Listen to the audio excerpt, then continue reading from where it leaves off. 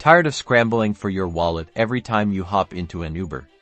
Let's ditch the plastic and get you riding smoother, faster, and easier by adding Apple Pay directly to your Uber account. First, launch the Uber app on your iPhone. Make sure you're signed into your account. Next, tap the account icon, usually located in the bottom right corner of your screen. It looks like a silhouette of a person.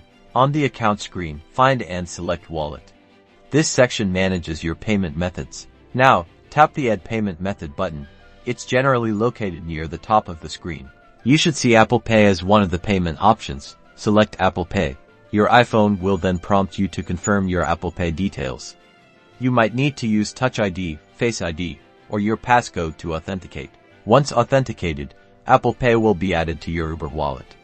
You can set it as your default payment method for future rides or choose it at the time of your ride request. And that's it. You're all set to ride with the convenience of Apple Pay.